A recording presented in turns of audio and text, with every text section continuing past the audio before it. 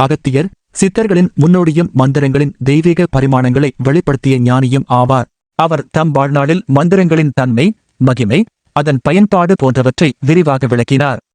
மந்திரங்கள் என்பது கேட்கும் ஒலியாக மட்டுமல்ல, அதற்கு பின்னால் உள்ள சக்தியாகவும் அதிர்வுகளின் மூலம் விளையும் மாற்றங்களாகவும் செயல்படுகின்றன. இங்கே மந்திரங்களின் அடிப்படையையும் அதன் தெய்வீக சக்தியையும் அகத்தியரின் வாக்கு. மந்திரங்களின் தெய்வீக தன்மை. மந்திரம் என்றால் என்ன? மந்திரம் என்பது சாந்தம், சக்தி, ஆன்மீகம் ஆகிய மூன்றையும் ஒருங்கிணைக்கும் ஒலித்துணிவுகள். ஒவ்வொரு மந்திரமும் வேத வாக்கியங்களின் வடிவமாகும். மனதை தெளிவு செய்கிறது. மந்திரங்களை உச்சரிக்கும் போது மனம் ஒருமுகப்படுத்தப்படுகிறது. சக்தியை ஈர்க்கிறது. மந்திர ஒலியால் திருவருள் பெற முடியும். ஆற்றலை உருவாக்குகிறது. மந்திர அலைகள் உடல், மனம் மற்றும் பிரபஞ்சத்தில் உள்ள சக்திகளை சிநேகமாக இயக்குகின்றன. ஒலியின் அதிர்வு.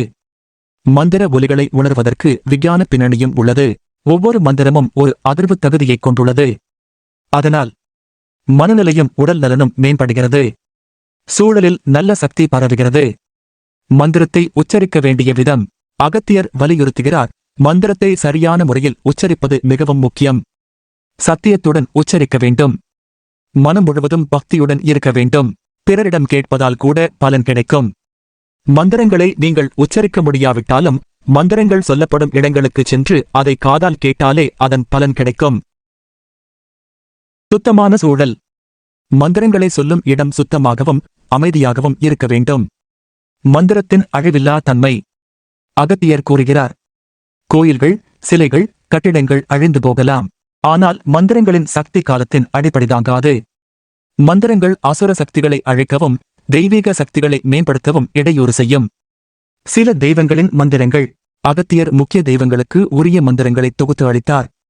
ஒவ்வொரு தெய்வமும் தனிப்பட்ட சக்திகளைக் கொண்டதாக கருதப்படுகிறது. அதற்கேற்ப அவர்களுக்கு உரிய மந்திரங்களின் மகத்துவமும் அதிகம். விநாயகர் மந்திரம். ஓம் கணபதியே நமக. விநாயகருக்கு அனைத்து செயல்களில் முதன்மை. தடைகளை அகற்றி எல்லா விஷயங்களிலும் வெற்றி பெற உதவும். முருகன் மந்திரம். ஓம் சரவணபவா. முருகனை பாடுவது ஞானமும் துணிவும் தரும். கந்த சஷ்டி நேரங்களில் இந்த மந்திரம் அதிக சக்தியை அளிக்கும். துர்கா மந்திரம். ஓம் ரீ துர்காயே நமக. அனைத்து தீய சக்திகளையும் அழிக்க அம்மன் வழிபாடு மகத்தானது. குடும்ப நலனுக்கும் மன அமைதிக்கும் இது சிறந்தது. சிவ மந்திரம். ஓம் நம சிவாய. பஞ்சாட்சர மந்திரமாகும். சிவனின் அருளால் கஷ்டங்கள் அகலும். திருமால் மந்திரம். ஓம் நமோ நாராயணாய. உலக பாசங்களிலிருந்து விடுதலையையும் ஆன்ம சாந்தியையும் தரும். லட்சுமி மந்திரம். ஓம் ரீ மகாலட்சுமி நமக. செல்வம், வளம், வாழ்க்கை நலன்களை ஈர்க்கும். சரஸ்வதி மந்திரம். ஓம் ஐம் சரஸ்வதியே நமக. கல்வி, கலை, ஞானம் மற்றும் கலைச்சொற்களின் ஆற்றல் பெற உதவும். ஆஞ்சநேயர் மந்திரம். ஓம் ஆஞ்சநேயாய வித்மஹே வாயுபுத்ராய தீமஹி தனோ ஹனுமத் பிரசோதயாத். துணிச்சலும் ஆற்றலையும் தரும். நேர்மையான பக்தர்களுக்கு எளிய வழிமுறை. சந்திரன் மந்திரம். ஓம் சோம் சந்திராய நமக. மன அமைதி, தெளிவு, நேர்மையை தரும். சூரியன் மந்திரம். ஓம் சூர்யாய நமக. சூரியனின் ஒளி மற்றும் ஆற்றலை நம்முள் ஈர்க்க உதவும். ஐயப்பன் மந்திரம். ஓம் சுவாமியே சரணம் ஐயப்பா. மலைகளின் கருணை நமக்கு கிடைக்க இம்மந்திரம் முக்கியம். கிருஷ்ணன் மந்திரம். ஓம் க்ளீம் கிருஷ்ணாய நமக. வாழ்க்கையில் மகிழ்ச்சியும் மன அமைதியும் தரும். காளி மந்திரம். ஓம் காளிகாயே நமக.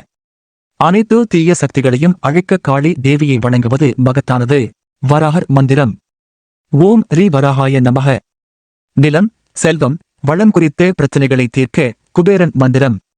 ஓம் ரீ குபேராய நமக. செல்வத்தை ஈர்க்கும் சக்தி கொண்டது. தட்சிணாமூர்த்தி மந்திரம். ஓம் ரீ தட்சிணாமூர்த்தியே நமக. ஞானம் மற்றும் நல்ல உள்ளுணர்வை பெற உதவும். பைரவர் மந்திரம். ஓம் ரீ பைரவாய நமக.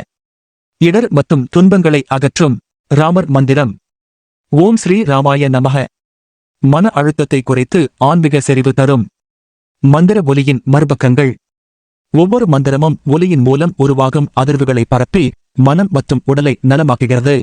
மந்திரங்கள் பக்தர்களுக்கு வழிகாட்டியாகவும் அவர்களின் தேவைகளை நிறைவேற்றவுமானதாக இருக்கும். அகத்தியர் வாக்கு மூலமாக மந்திரங்களின் மகிமை மெல்லியதாகவும் பெரும் சக்தியாகவும் விளங்குகிறது. மந்திரத்தை உணர்வோடு சொல்லவும் அதனை பக்தியோடு ஏற்றுக்கொள்வதும் அவசியம் என்பதை அவர் வலியுறுத்தியுள்ளார்.